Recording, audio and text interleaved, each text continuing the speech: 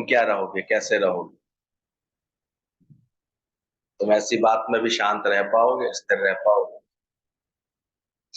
तुम्हारा मन तो नहीं चलेगा। तुमने समझ ली ये बात, नथिंग न्यू अंडर द सन। ऐसा भी हो सकता है, ऐसा भी हो सकता है। तुमने अभ्यास कर लिया। आकर के उस नौकर ने बोला, अरे सेठ जी आग लग गई, आग लग गई, आग लग गई। तो सेठ जी बोलते हैं, मेरा की लगी है आग, दुनिया में तो आग लगती रहती है, मैं क्या करूं, मेरा की, मेरा क्या इससे। नौकर कहता है, समझ नहीं रहे हो, तुम्हारे ही घर में आग लगी है, तो खबर देने आया हूं मैं, तुम्हारे घर में आग लगी है।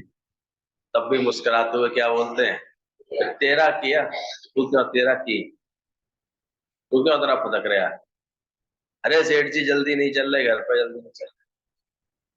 बोले, तू भरबड़ा, मेरे को तो विवेक है, मैं जानता हूं आग लगती है तो चार लोग अपने आप हो जाते हैं।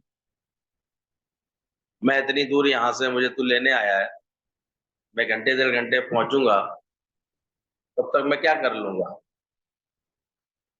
तो पता ही लग गई लोगों को आग लगी है तो वो खुद बुझाएंगे, अड़ोसी पड़ोसी खुद ही लगे जाते हैं पानी डालने में, वो कुछ ना कुछ उपाय करने में लगे जाते हैं। तू तो बस ये बता, बाकी के घर के लोग तो सब सुरक्षित हैं? बोले, हाँ वो सब तो ठीक। अगर जरूरी हो तो पहले उनकी हॉस्पिटल वॉस्पिटल पहुंचाने की व्यवस्था सेटिंग करूं मैं उसकी, फोन करूं किसी को?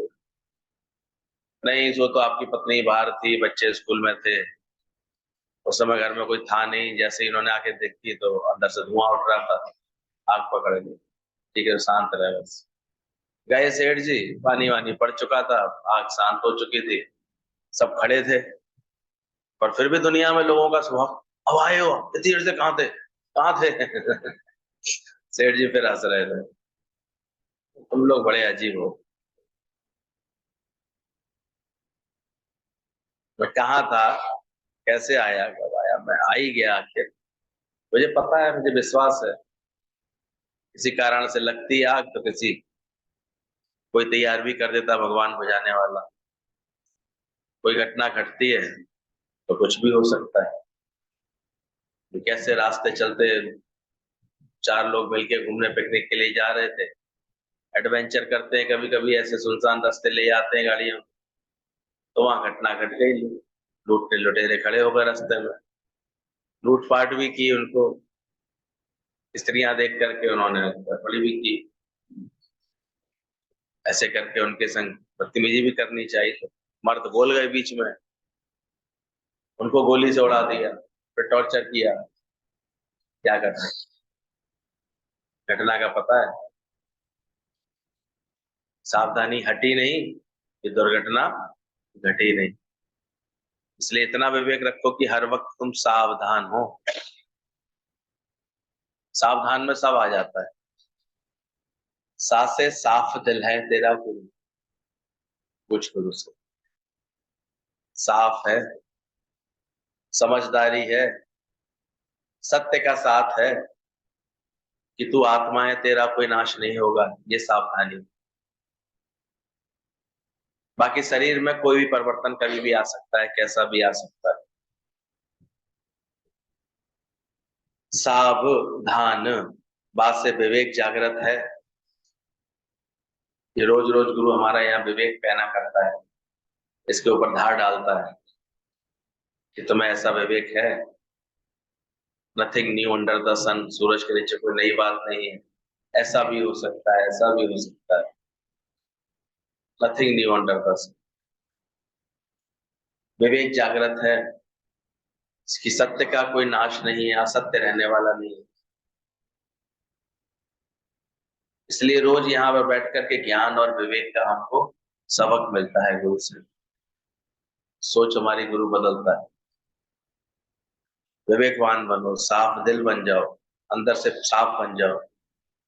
अगर देखो अंदर साफ दिल नहीं है तो फिर इधर सजे उधर बजे,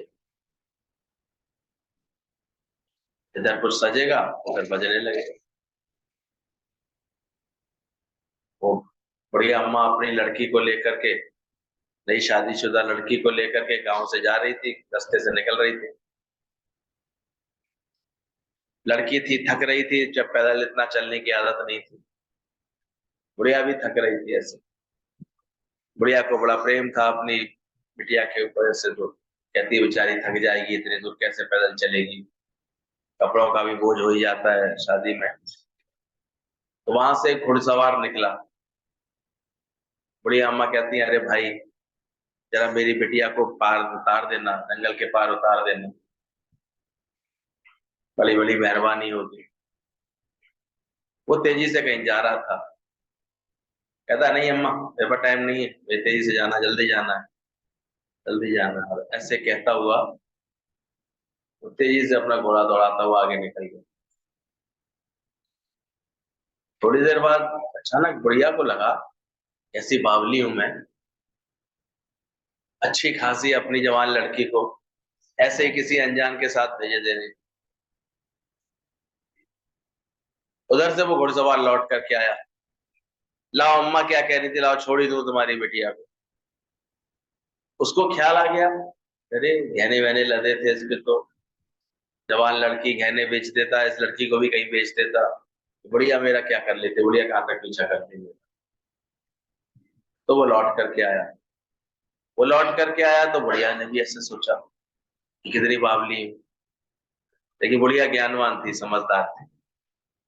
कहती है भाई जा, तू जा अपने रास्ते जा, जो तुझसे कह गया वही मुझसे कह गया। जो तेरे अंदर भाव बना गया कि चलो मैं उठा ले आता हूँ उस लड़की को, वही मेरे अंदर भाव जगा गया। कैसी बेकार की बात सोची तूने, ऐसे ही किसी के साथ अपनी लड़की को भेज दे रही है। तो ध्यान रखना, जब तक उस व्यक्ति के अंदर कोई भाव नहीं था, तब तक उस बुढ़िया के अंदर भी कोई भाव नहीं। वो बड़े आराम से उसके मुख से निकल गया, मेरी बिटिया को जंगल के पार उतार। और जैसे ही उसका भाव बिगड़ गया, इधर भी भगवान आकर के बोल गया। तो ये जिसके अंदर में सफाई होती है, वो ये चीजें देखता है अपने जीवन में, कि कैसे मेरे मन में इधर सजे उधर बजे।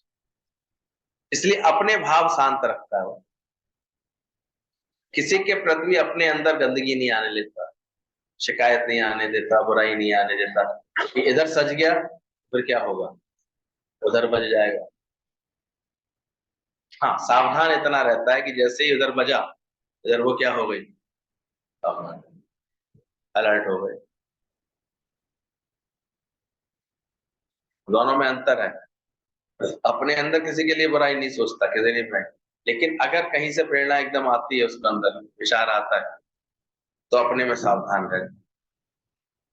और उसके बाद भी अगर होनी प्रबल है तो होती है, उसके लिए भी ज्ञानी तैयार रहता है। तो ये सावधानी है, दिल को साफ भी बनाना, अंदर से ज्ञान से मजबूत भी बनाना, किसी के लिए गलत भाव नहीं रखना। तो यहां तक देखा गया, जब तुम्हारे भाव सबके लिए अच्छे रहते हैं, तो कभी कभी बुराई करने वाला भी, तुम्हारे लिए अहित सोच करके आने वाला भी, उसके विचार बदल जाते हैं। लूटने आया था, तब उसने प्यार से बोला, अरे भाई ये तुम्हारी बहन की शादी के गहने रखे हुए हैं, जैसे तुम्हें ठीक लगे वैसे करो, 4 दिन बाद इसकी शादी है। तो उसका भी भाव कैसे बदल गया। कहता है अपने आदमियों से, चलो भाई चलो, ये लेने वाला घर नहीं है तो देने वाला घर निकला। जाते जाते कहता है, बहन चिंता नहीं करना, शादी में भी आऊंगा, मामा तूने बोल ही दिया है, भाई बोल दिया है तो मैं आऊंगा। भाव बदल गया ना। इधर हम कैसा भाव रख रहे हैं। तो मन अंदर से बुरा मिटाना, तीखे सकल सृष्टि साजना। तो जो सत्संग से ये भी एक हम खेल देखते हैं, अपना दिल साफ कर लेते हैं, शांत कर लेते हैं, अच्छे भावों से भर लेते हैं। तो साफ भी होए, विवेकवान भी होए, और धैर्यवान भी होए, से धीरज। एकदम से सरसों नहीं उगती हथेली पर, कुछ चीजें एक समय लेती है अपना फल निकालने। सत्संग में भी बहुत उतावले, बहुत अधीरज होकर के सुनते हैं ना, उनको भी लाभ नहीं मिलता। तो धैर्य हो उसके अंदर। कभी कोई हालत परिस्थिति आती है, परिवर्तन आते हैं लाइफ में, तो पूरे धीरज से वो उसको सहन करता है। उसके पास सही विवेक होता है कि गाय है तो दूध पीते हैं, मक्खन खाते हैं, और गाय चोरी चली गई तो गंदगी से बच गए, गोबर से बच गए, मच्छरों से बच गए। अब ये है क्या, एक विवेक की समझ है, ज्ञान की समझ है। जब आ जाती है अंदर में, तो हर घटना को हम बड़े आराम से स्वीकार कर ले जाते हैं। इतना गुरु ये रोज बताते हैं, इसलिए कि अचानक कोई परिस्थिति आके खड़ी हो जाए, आप देखो उसमें स्थिर रहोगे, शांत रहो, शांति से देखने वाले जानने वाले बनोगे, और उसमें अपने जीवन को एक अच्छा सही मोड़ दे दोगे, उस चीज को सही तरफ उस बात का इशारा समझ लोगे भगवान क्या चाह रहा है।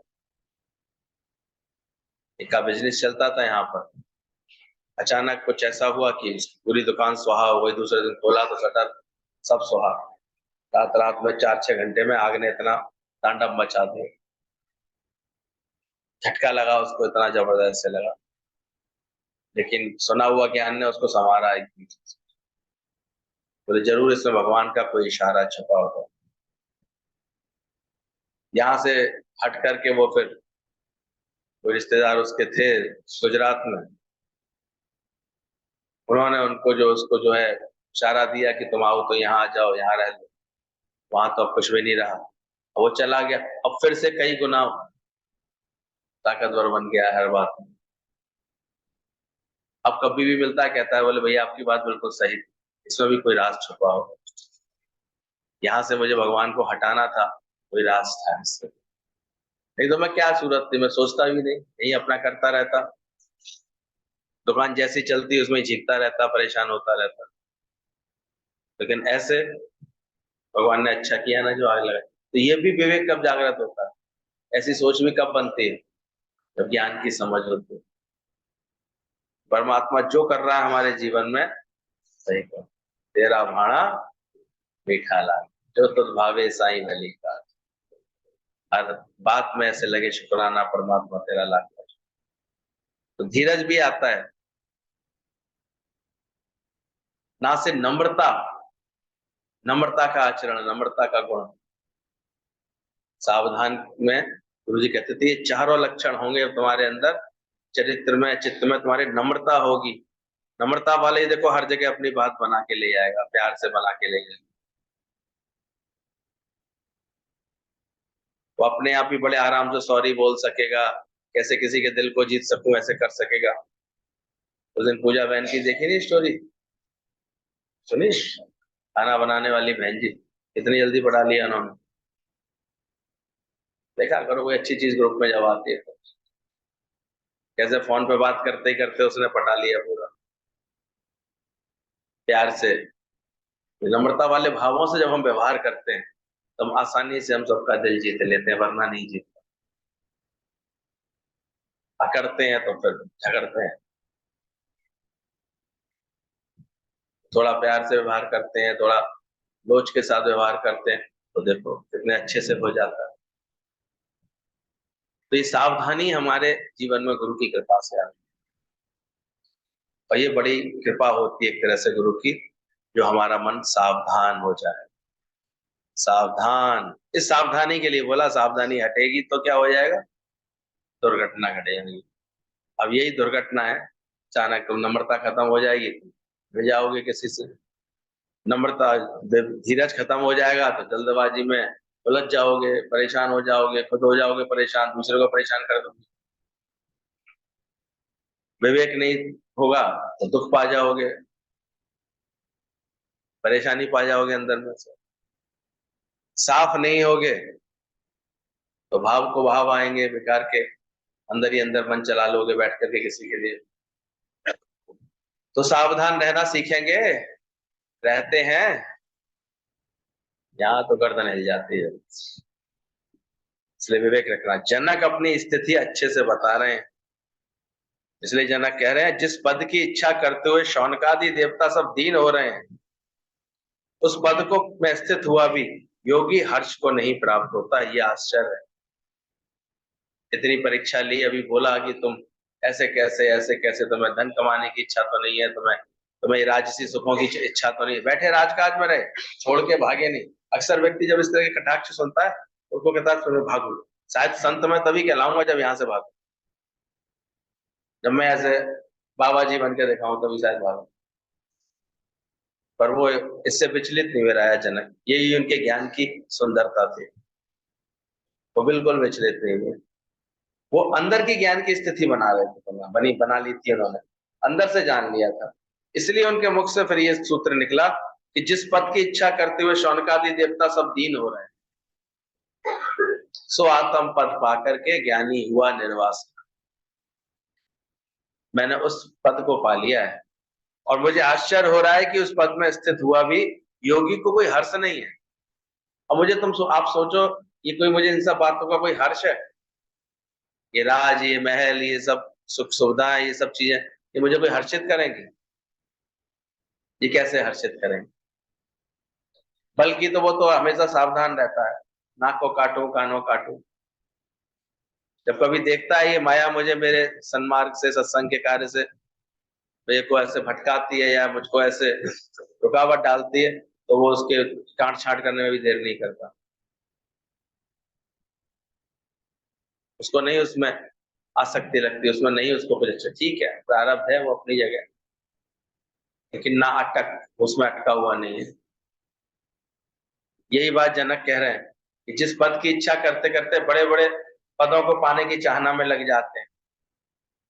अभी देखा नहीं करो कितने लोग, मुझे भी प्रधानमंत्री बनना है, मुझे भी प्रधानमंत्री बनना है, इतने लोग लगे आते हैं पीछे, पद के पीछे, चाहे संभाल पाए चाहे नहीं संभाल पाए, पर सब कूद पड़ते हैं, ये नहीं पता लगता। तो पद की इच्छा करते हैं, मान की इच्छा करते हैं, ये बड़े बड़े पद। और राजा जनक कौन थे? राजा थे। कहते ये इतना पद मिलने के बाद भी मुझे कोई हर्ष नहीं है इस चीज का। ये उनका विवेक था, ये उनकी उनके ज्ञान की समझ थी। जैसे आज किसी की भी महिमा अगर देखते हैं, किसी की बात देखते हैं, तो उसके कहीं चित्त में, चरित्र में ऐसी अगर बात है तभी वो दुख सुख से परे है। आज करोड़ों की डेली की आमदनी है तो करोड़ों खर्च भी तो कर सकते हैं, उसमें क्या बात है? वही तो ये बुद्धिमानी लगती है। आमदनी हो और खर्चे ना करो, ये बेवकूफी लगती है। खर्च किया कोई बुरा किया? जाके देखो कितने करोड़ों की शादी कर डाली। एक ऐसा मूवमेंट बना दिया उन्होंने, हमारे अंबानी जी ने, कि पूरे देश के सबरे नेता, सब विरोधी रोधी सब एक साथ आ गए, सबरे संत महात्मा एक साथ आ गए उसके पास आशीर्वाद देने। क्यों नहीं आएंगे आशीर्वाद देने? कोई कार्य को इतनी कुशलता से करता है, इतनी योग्यता से करता है, तब मिलता है आशीर्वाद। नहीं तो घर के भाई बंधु ही रूठे रहते हैं दुनिया में, तो वही श्राप सा देते रहते हैं बैठे बैठे, आशीर्वाद तो दूर की बात। कैसे किया? दुनिया में तो लोग बाहर से धन की चमक देख, लेकिन कहीं ना कहीं व्यवहार में भी बहुत कुशलता हो, आचरण में भी कुशलता हो, चीजों को दूर तक समझने की भी क्षमता होगी। और जिस वैदिक विधि विधान से उन्होंने किया तो कितनी भव्यता बढ़ गई उस चीज की। कार्य है तो कुशलता से करना आना चाहिए। जो इतना संस्कारी कार्य है विवाह का, उसको पूरे संस्कार के साथ, उसको बिल्कुल सही समय पर, बिल्कुल बिना थकावट के, अच्छी प्लानिंग के साथ, वैदिक मंत्रों के साथ, हवन यज्ञ के साथ, ऋषि मुनियों के आशीर्वाद के साथ, संतों के आशीर्वाद के साथ, सब माननीय लोगों के आशीर्वाद के साथ वो संपन्न हुआ। बाकी नाच गाना अपनी जगह, दावतें अपनी जगह, वो चलती रहे। अब इतना बड़ा जब एम्पायर खड़ा हो गया है तो सबको, सबकी खुशी का भी तो ध्यान रखना होगा। बड़ी आर्ट की बात है, हर एक के अंदर ये विशेषताएं नहीं होती। ऐसा कहाँ कर पाता है अपने? दो नौकर तक तो आदमी से कुछ नहीं रह पाता है। उसके एक एंटीला में बताते हैं 600 का स्टाफ है। उसकी जो बिल्डिंग है, जो उसका पर्सनल घर है, उसके लिए रिपोर्ट आती है, दुनिया का सबसे दूसरे नंबर का, पहला बुर्ज खलीफा है, दूसरा ही है सबसे ज्यादा जिसकी कीमत है इस समय। सोचो अपने घर को इस मुकाम तक पहुंचा दिया है।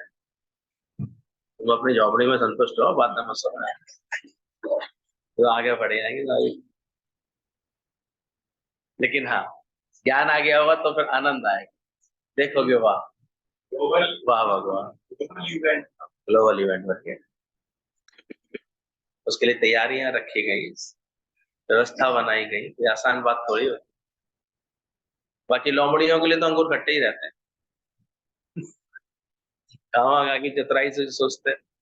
बाकी कोई तो भव्यता का आनंद लेता है, दिव्यता का आनंद लेता है। तो अंदर में देखो, तुम्हारे अंदर पूरी तरह से समझ है। वही राजा जनक कह रहे हैं कि जिस पद को बोलते हैं कि हम धन से ऊंचे हो जाएं, प्रतिष्ठा में ऊंचे हो जाएं, जीवन में हमारी इच्छाएं पदों के लिए दौड़ होती है, हम गृहस्थ में श्रेष्ठ हो जाऊं, अच्छा हो जाए, बेटा अच्छा हो जाए, पति अच्छा हो जाए, सारे समय इसमें पड़े रहते हैं, बड़ा हो जाए, डिसिप्लिन हो जाए। पर मेरे नजर में सबसे पद है तेरा ऊंचा, वो मेरा जो आत्म पद है वो सबसे ऊंचा है। लाल लहे तू लासानी। जनक इस भाव में टिक गए थे, तभी वो बड़े मजे से कह रहे हैं कि ऐसी स्थिति में जो स्थित हो जाता है सही आत्म पद में, उसे फिर इन सब चीजों का कोई हर्ष रह नहीं जाता। वो खुद सुखी हूं, मैं सुखी हूं। बोले भाई दे दे, अपनी शर्ट दे दे, राजा ने कहा है सुखी व्यक्ति की शर्ट लेकर के आओ। तो हंसने लगा। बोले भैया दे दो शर्ट, बहुत दिनों से ढूंढ रहे थे कोई सुखी व्यक्ति मिल जाए। तुम पहले मिले हो जो कह रहे हो कि हाँ मैं सुखी हूँ। तो कौन, कैसे हो तुम, ठीक हो? मैं बहुत सुखी हूँ। तुम सुखी हो? तो वो जितने दिन से ढूंढ रहे थे बेचारे, वो जो दरबार जो उसके जो है सैनिक, वो तो लपक के उसके पास पहुंचे। अरे भैया कब से ढूंढ रहे हैं, तो मिल गया, हमको मिल गया। कहते भैया ऐसा करो, जल्दी से शर्ट दे दो, राजा को बोला है वैद्य ने कि उनकी सुखी व्यक्ति की शर्ट पहना दो तो राजा ठीक हो जाए। बोले शर्ट, शर्ट तो है ही नहीं मेरे पास। बोले ये क्या, मेरे पास शर्ट भी नहीं हो, तुम सुखी हो? कहता शर्ट का क्या संबंध है सुखी होने, शर्ट से क्या लेना देना, मैं सुखी हूँ। पर तुम कैसे सुखी हो, तो आपको कुछ है भी नहीं। भूसे की गाड़ी रैक थे सब, भूसे की गाड़ी धोते थे, सुस्ता रहे थे उसमें बैठ करके। बोले तुम कैसे सुखी हो? मैं सुखी, मैं सुख हूं। मेरा सुख कोई इन पदार्थों पर, इन व्यक्तियों पर, इन चीजों पर आधारित थोड़ी है। यहीं से उनके ज्ञान का बोध हो पता लगा। कोई ज्ञानवान ही ये सेंटेंस बोल पाता, अरे कोई बोलता नहीं। तुम भी जिस समय ज्ञानवान हो जाओगे तो तुम्हारे सुख का आधार क्या बन जाएगा? नहीं तो कहीं ना कहीं छटपटाओगे, लालच से देखोगे, परेशानी लगेगी अंदर से, ये रे इस पे ज्यादा है। और तुम सुखी हो? अरे यहाँ बैठे हुए तुम सुखी हो? नहीं, जोर से बोलो, देखेंगे, रख लेंगे कोई मौका आने का। सही वास्तव में सुखी है कि नहीं? राजा भी आया, मंत्री ने बोला राजा के पास चलो। बोला किसको, मुझे तो कोई जरूरत नहीं, राजा से कुछ भी नहीं चाहिए मुझे, और राजा को मिलना है ना। वो आए भले ही मेरे पास। राजा भी समझदार था, मुझे ही जाना पड़ेगा। ऐसा व्यक्ति, इसके बाद एक शर्ट भी नहीं है और वो बड़े दावे से कह रहा है कि मैं ही सुख हूं, मैं सुखी हूं।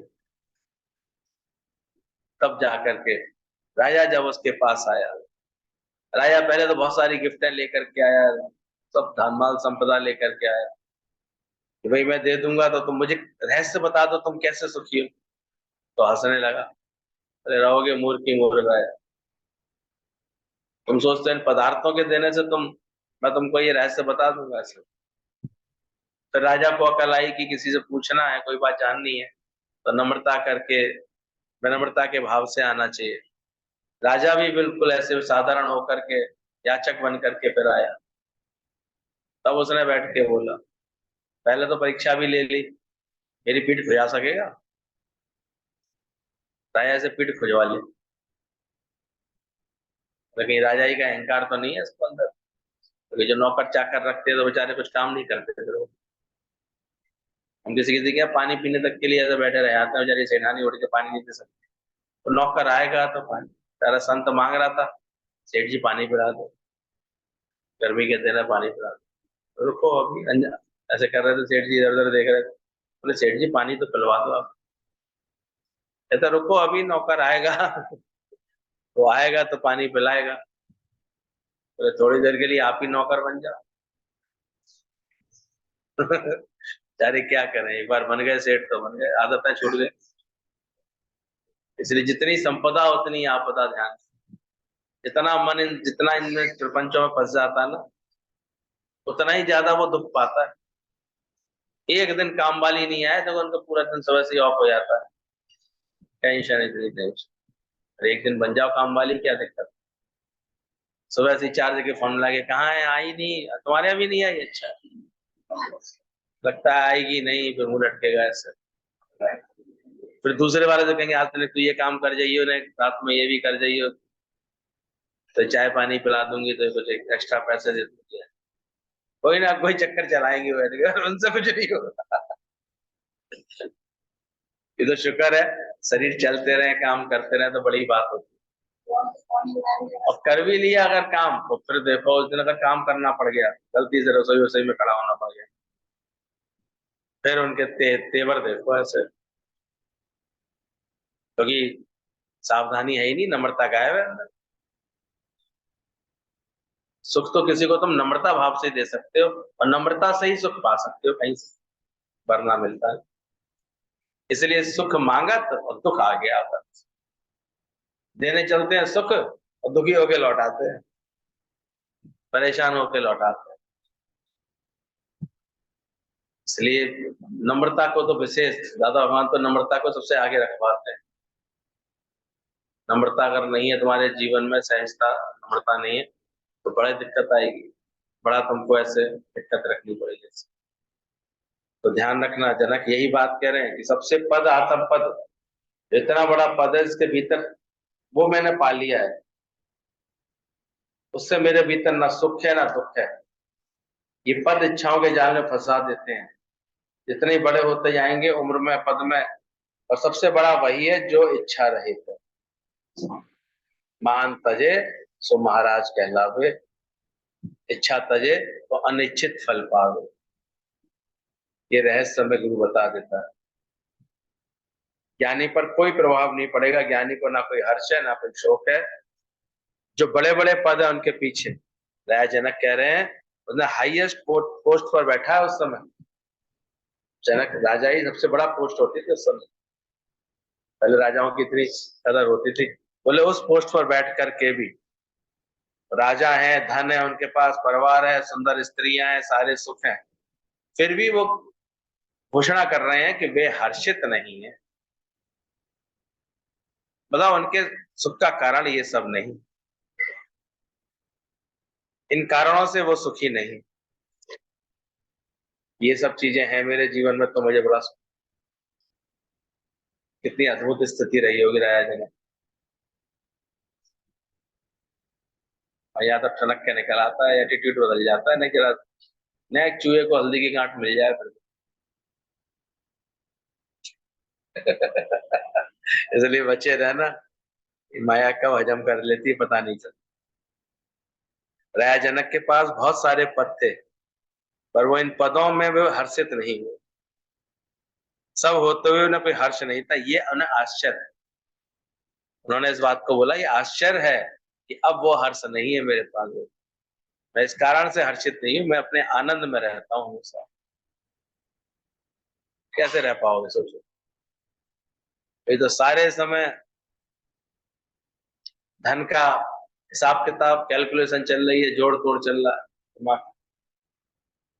सारे समय आशा है कि मुझसे अच्छा मेरा बेटा कर ले, बेटी ये संभालता नहीं है, करता नहीं है ऐसे। अपनी चतुराई, अपनी होशियारी छोड़ नहीं पाते। हम देखते हैं उनके बच्चे डफर रह जाते हैं, ऐसे लोग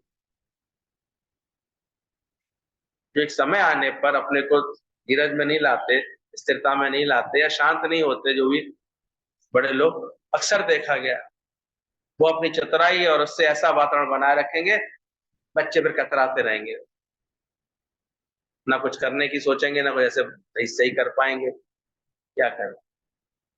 और ये भी फिर उनके लिए बाद में दुख बन जाता है बाद में। ये तो प्रैक्टिस गुरु सिखाता है, तुम शांत करो, कोई शोर नहीं, दूर दूर करो, कोई और बचना पड़ेगा। ये तो बोले बिना रह नहीं पाते हैं। जब किसी बात का अंदर में लगता है कि मैंने किया है, मैंने बनाया है, तो आदमी देखो यही डायलॉगबाजी मारता रहता है, इतना दे रहा हूँ तुम्हें, इतना कर रहा हूँ तुम्हें, तुम्हारा ये नहीं हो रहा। तो आजकल के बच्चे एक भी शब्द कोई सुनने को तैयार है? बोल के देख लो।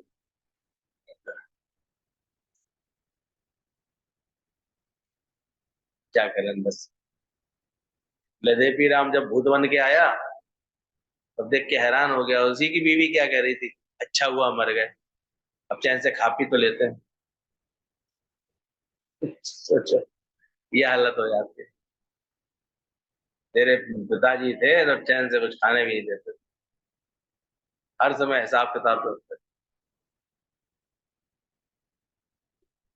इतना गुरु कहता है पहले मैं को मारो, कर्ता भाव को मारो, इन सब बातों को मारो, तुलना को मारो। तुम्हारे ऐसा नहीं कोई, तुम जो कर सकते हो दूसरा कैसे कर सकता है? वो अपने हिसाब से ही करेगा, वो अपनी तरह ही चलेगा दूसरा, हमारा अपना। लेकिन इसमें भी हम देखते हैं उलझते रहते हैं लोग। भाई भाइयों में झगड़े यही होते हैं, मैं इतना कर रहा हूँ, मैं इतना कर रहा हूँ, ये कुछ नहीं करता है। और नियम ऐसा है कि बराबर देना पड़ेगा, तो अंदर अंदर कुड़ता है। मैंने बनाया, मैं से 10 साल बड़ा हूँ, 10 साल से मैं कमा रहा हूँ। फिर उसमें वो चोरी ठगी करता है, कुछ हिस्सा अपना बना के रख लेता है, ये तो मेरे नाम से बैनामा है, तो फिर झगड़े बढ़ते हैं उसमें। मान जाए तो अगर समझदार होगा छोटा भाई तो मान जाता है कि भाई 10 साल से पहले से कमा रहे हैं, तो इन्होंने कोई अपनी प्रॉपर्टी बना ली, कुछ बना ली, तो कम से कम इसका है। तो यही झगड़े हैं। आप सीधे सीधे नहीं प्यार का माहौल रखते तो लोग दुराव छुपाव करते हैं। कुर्सी पे आ जाओ जरा, दुराव छुपाव होने लगता है अंदर से। छुपाएंगे लोग आपसे, देखो बच्चे आपको सही बात नहीं बताएं। माया ही ऐसी, क्या करे, इस माया ने दिया क्या? बेकरारी के सिवा ढेर वालों के सिवा देती। ये तो सत्संग से हम संभाल लें, है ना, साफ दिल हो जाए, सावधानी आया अंदर में, चारों ही लक्षण आए हैं ठीक से, तो फिर बात सही हो जाती है, फिर खुशी बन जाती है, फिर आनंद आ जाता है, फिर सत्संग का माहौल बनने लगता है धीरे धीरे अपने जीवन में। ये भी बहुत बड़ी कृपा हम तो समझते हैं, जो गुरु हमारे मन को ऐसे, हम तो कहते हैं पता नहीं क्या ये गुरु जी ने जादू किया, कृपा किया, जो हमारा ये सत्संग सदा हुआ पिछले 40-45 साल से चल ही रहा है, रोज चलता है। रोज सुबह शाम ये सत्संग का कोई ना कोई महफिल में, बड़ी कृपा है। अपने भी शुक्राने करते हैं, मन लगा रहता है। तो माया तो ऐसी है, ये कब जो है सारे से मुझको बुलाती है दुनिया, तेरे रास्ते से हटाती है दुनिया। सब देखो चलते फिरते से नहीं हो जाते, 2-4 दिन लगन से आए, फिर टहले आए, फिर कहीं झंझट पड़ा, कोई डंडा पड़ा, फिर आ गए सत्संग में, फिर लगन से आए, टहले आए। ज्यादातर तो ऐसे ही करते रहते। पर जिसको अंदर से लग जाए लगन, भाग्यशाली होता है जो नित्य का नियम बना रहा है, बना लेता है। नहीं तो साँच छोड़ झूठ संग नचे, झूठ के संग नाचने लगता है इंसान, हाल ऐसा हो जाता है। तो जनक यही कह रहे हैं, आश्चर्य की बात है, हम लॉटरी मिलने पर कितने एकदम से खुश हो जाते हैं, ज्ञानी के ऊपर कुछ असर नहीं होता, वो शांत रहता है। उसे न आने से कोई खुशी लगती है, ना कोई जाने, इसलिए जाने का कोई गम भी नहीं होता, वो पहले से ही तैयार रहता है सब छूटने के लिए, सब बदलने के लिए। कैसा ही बदलाव आता है उसको दिक्कत नहीं होती अंदर से। तो उस पद को जानने वाले अंतःकरण का पुण्य और पाप के साथ कोई संबंध नहीं होता। ये आत्म पद ऐसा पद है, और उसके पाने की होड़ रखो, उसके पाने की अंदर से जिज्ञासा रखो। और सबसे पद है तेरा ऊंचा, लाल है तुलासा, और सारी दुनिया इस पद के आगे झुकती है सर। आज क्यों ब्रह्मज्ञानी गुरु को हर जगह प्यार मिलता है, सम्मान मिलता है? कारण यही, उनकी राह पर चलने वालों के तो इतने नक्श हो जाते हैं, इतना प्यार मिलता है। हर जगह इतना प्यार मिल रहा है कि नहीं मिल रहा है? किसकी वजह से? और उसको पाने वाले तो कितना ऊंचा हो जाता है। तो समझना, जनक जी अपनी पूरी स्थिति बता रहे हैं, और कैसे बता रहे हैं, ऐसे पद को पाने वाले का अंतःकरण में ना तो कोई पुण्य लिपायमान होता ना कोई पाप लिपायमान होता। कैसे? जैसे आकाश का संबंध देखा ना, आकाश किसी भी धुएं धक्कड़ से लिपायमान नहीं होता। अभी कोई बढ़िया गैस का गुब्बारा धुआं छोड़ दे, कुछ ऐसी बात छोड़ दे, थोड़ी देर के लिए देखेगा कि वो छा रहा है उस पर, वो फिर हट जाता है। आंधी आए, अंधड़ आए, पीला हो जाएगा आसमान, लेकिन उसके बाद फिर साफ हो जाएगा।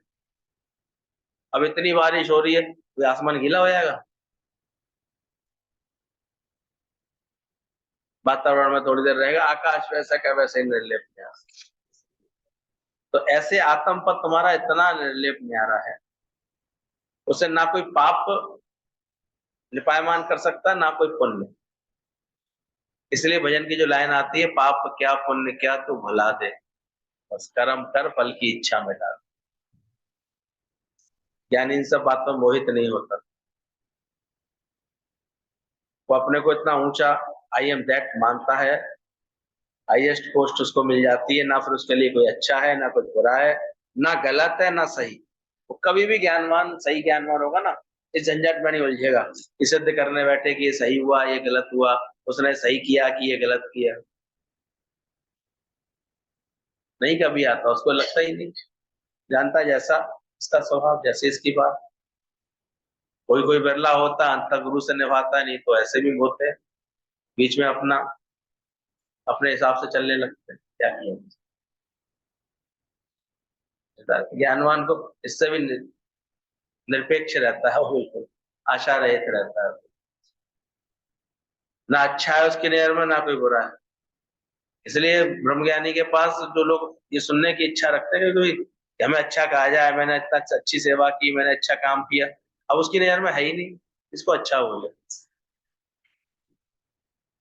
तो बहुत से लोग जो ऐसी भावना रखते हैं ना, हमें हमें तारीफ तो मिले, हमारी सब सबके बारे में पता तो लगे, तो बेचारे निराश हो जाते हैं आप। क्योंकि ज्ञानी की नजर में कोई अच्छा है ही नहीं। क्या अच्छा कहे, क्या क्या बुरा कहे? जो कुछ हम करते हैं अपने लिए ही तो करते हैं।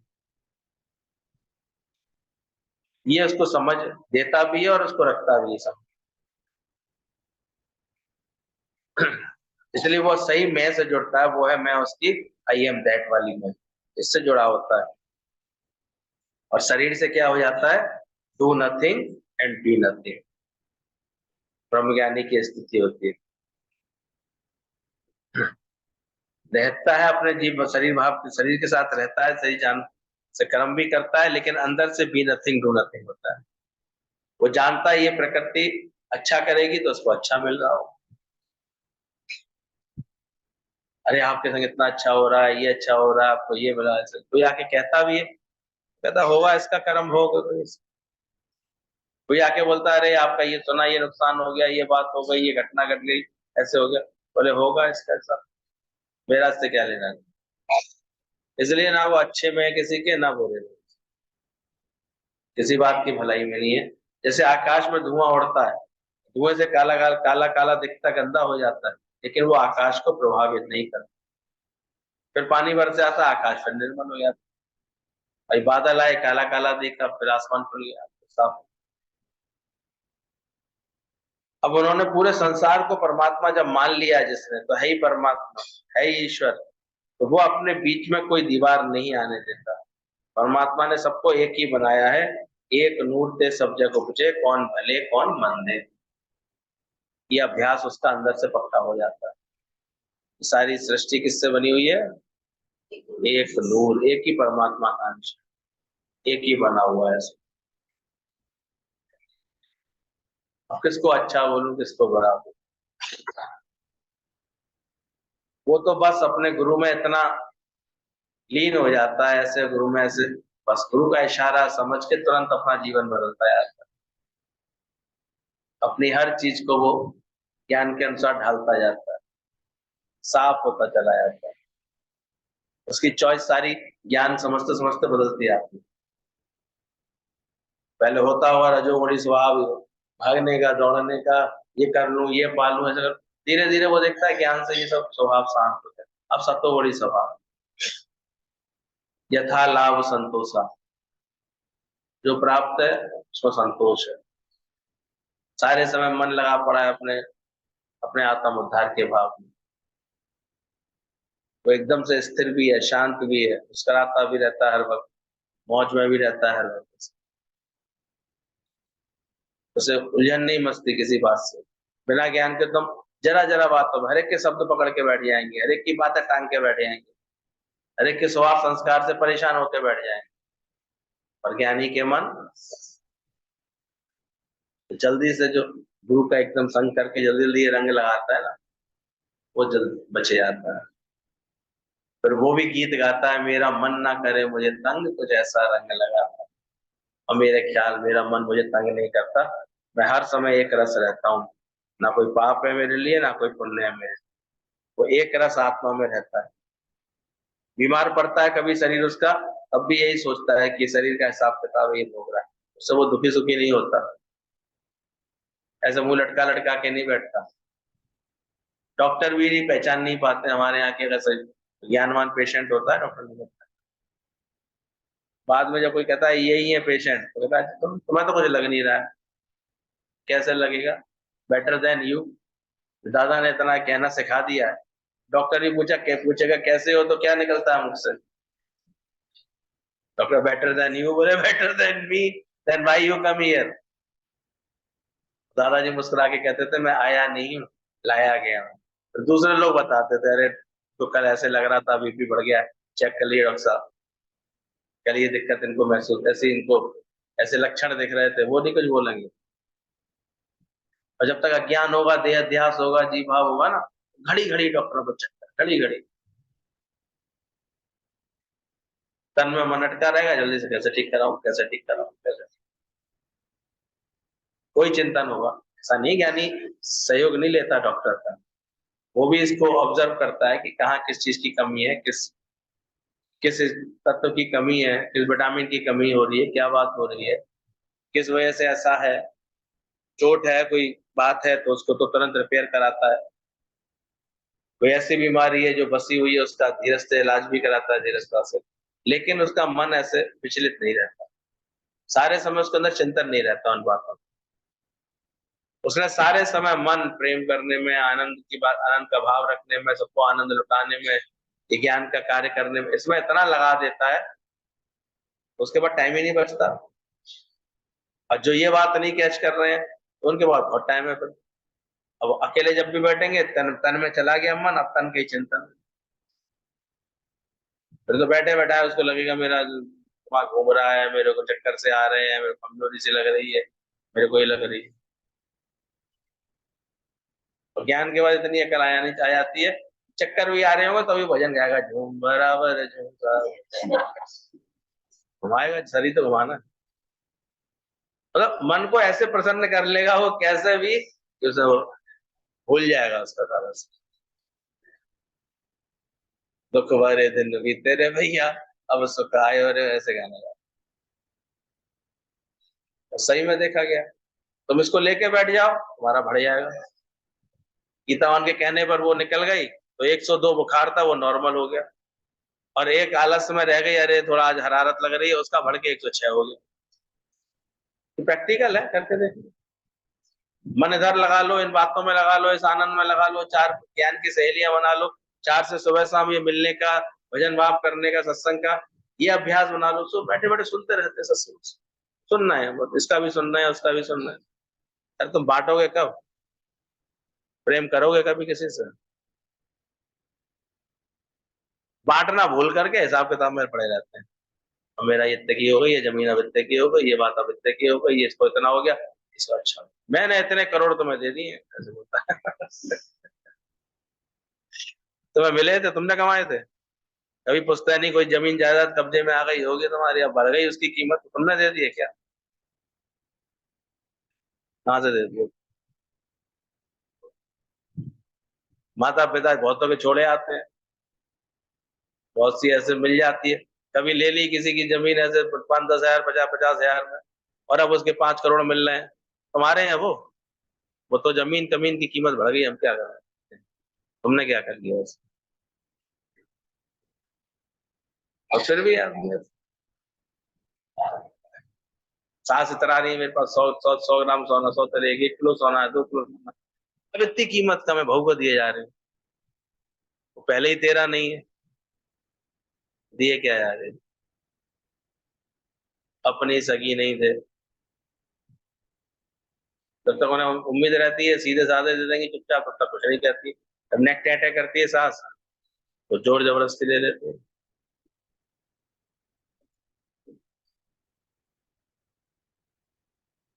बिन भोगे छूटे नहीं जन्म गति बंधुआ। इसलिए भैया पहले ही ज्ञान धारण कर लो, इस ज्ञान में ही रक्षा का उपाय। नहीं तो बड़ा चक्कर है, राय जनक की तरह तुम भी बोलो अंदर से ऐसे।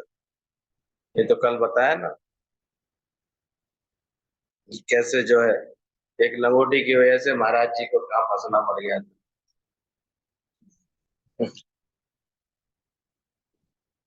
कहते जनक के महल में आग लगी तो सुखदेव भी भागे उस समय। भाई तुम कहाँ भाग रहे हो, अरे मेरी लंगोटी सूख रही है महल के बगल में ही।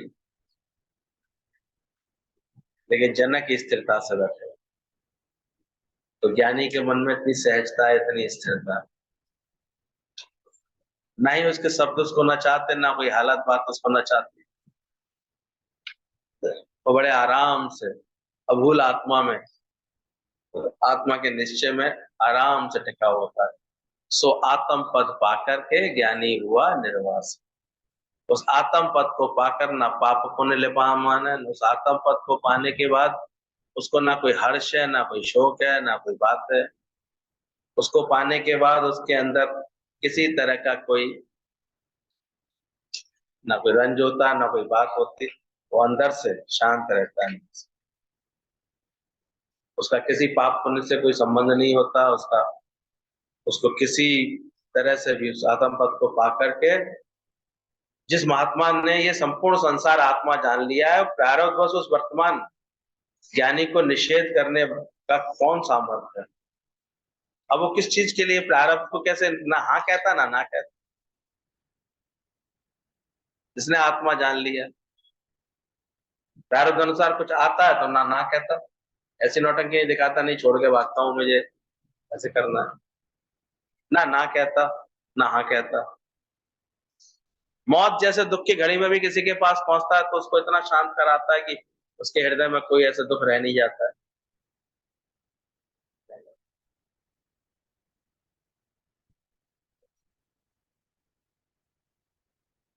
ज्ञानवान होना है, वो आत्म पद चाहिए कि और कोई पद चाहिए? कौन सा पद चाहिए? संकल्प करते हो? अच्छा, ये समझते हो आत्म पद ऐसा कि कोई देना चाहेगा तो मैं दे देगा, तरीका है? अबे अपना अपना पाना पड़ता है इसको, अपनी मेहनत से पाना पड़ता है। अपनी घोंट तो नशा चढ़े, और कोई तरीका ही नहीं है। गुरु की तो बस कृपा है जो ये उनको बात समझा देता है। चंद्रमा दिखा दिया, चंद्रमा पे तो तुम्हें ही जाना पड़ेगा, पाओ उसको, लग जाओ पुरुषार्थ में। आएगा बार बार, अभी गुरु जी कहते बार बार मन आएगा, बार बार बातें आएंगी, बार बार हटाओ सारे उसके बाद।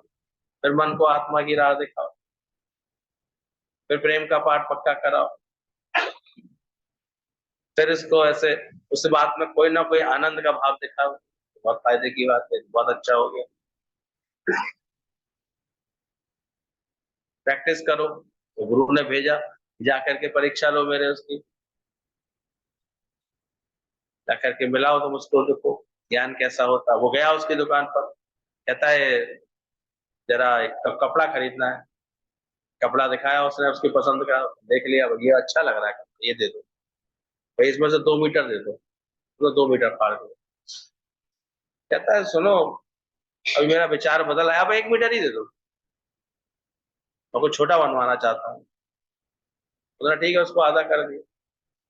कहता है अभी नहीं, 1 मीटर से नहीं, आधा कर दो अभी इसका, आधे में भी काम हो जाएगा। अब मैं इसका मेज पोज बनवाऊंगा आधा मीटर, उसे भी आधा कर दिया, ठीक है। कपड़ा बेचने के लिए बैठा है, कपड़ा फाड़ दिया। कहता है नहीं अभी ज्यादा है, और इसका आधा कर दो, 1 मीटर कर दो। उसने वो भी कर दिया। कहता है जम नहीं रहा अभी ये।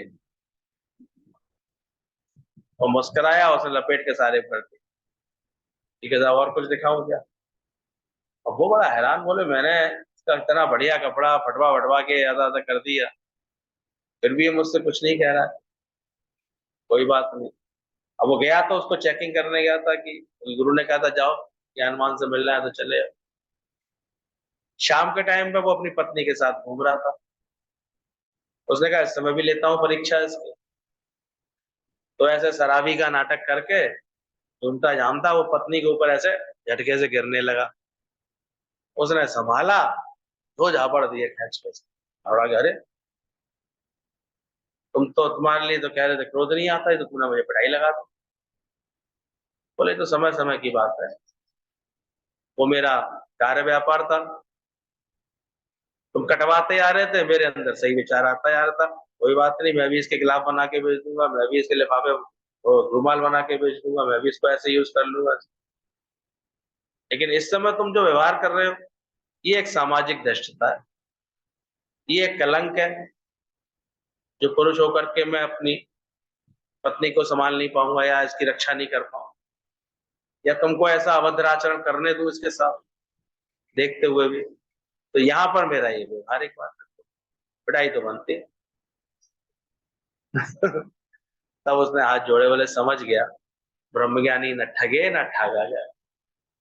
समय पर वो हर बात जानता है।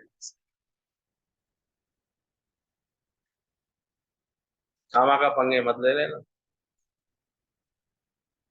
अरे ये बात समझ में, सीधे सीधे अपने आत्म पद में टिके रहना।